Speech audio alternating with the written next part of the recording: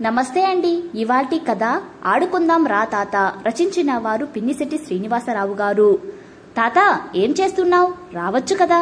మనవడు అర్నవ్ అలా రమ్మని పిలవగానే తాతగారికి అప్పటికప్పుడు మనవడి దగ్గరకు వెళ్లిపోవాలన్న గాఢమైన కోరిక కలిగింది. కానీ ఎలా? మనవడు మద్రాసులో, తను విశాఖలో. అన్ని ప్రయాణాలకు చెక్ పెట్టింది కరోనా.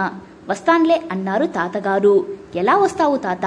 రైళ్లు విమానాలు లేవుగా అన్నాడు అర్నవ్. ఓరిపిడుగా, అన్నీ తెలిసే అడిగావన్నమాట. సరే, అవి వచ్చాక చెప్పు, అప్పుడే వస్తాను, సరేనా అన్నారు తాతగారు. సరే అన్నాడు అర్నవ్. కాని ఆయనకు తెలుసు ఈ సమస్య ఇప్పుడిప్పుడే వదిలేది కాదని. ఒకవేళ ప్రభుత్వం ప్రయాణాలకు అనుమతించినా వాళ్లు పెట్టే ఆంక్షలకు పరీక్షలకు తట్టుకొని సమీప భవిష్యత్తులో ప్రయాణాలంటే కష్టమే.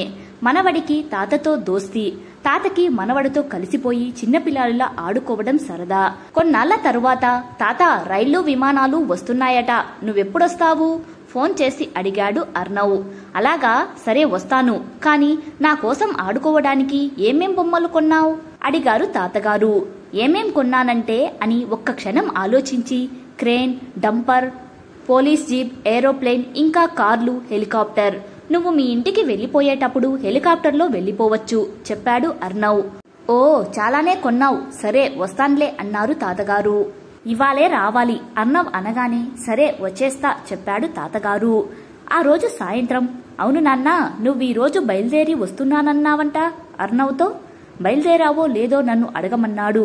వాడు కింద సెల్లార్లో పిల్లలతో ఆడుకోవటానికి వెళ్లాడు. ఫోన్ చేసిన కూతురితో, లేకపోతే అర్నవ్ వదలుడుగా అన్నాడు తాతగారు. మర్నాడు అర్నవ్ ఫోన్ చేసి, తాత, నువ్వు రాలేదు కదా, వస్తావని అబద్ధం చెప్పావు కదా, నువ్వు రావద్దులే, నేనే వస్తాను మమ్మీ డాడీతో అని ఫోన్ పెట్టేశాడు అర్నవ్. చిన్నపిల్లాడు అర్నవ్కి ఎలా చెప్తే అర్థమవుతుంది? ఈ మహమ్మారి కరోనా మానవాళి దైనందిన జీవితాలకే కాదు, వారి మధ్య ప్రేమానుబంధాలకి చెక్ పెట్టింది అనుకుంటూ నిట్టూర్చారు తాతగారు. కథ నచ్చితే లైక్ చేయండి. ఇలాంటి మరిన్ని వీడియోస్ కోసం మన ఛానల్ని సబ్స్క్రైబ్ చేసుకోండి. Thank you.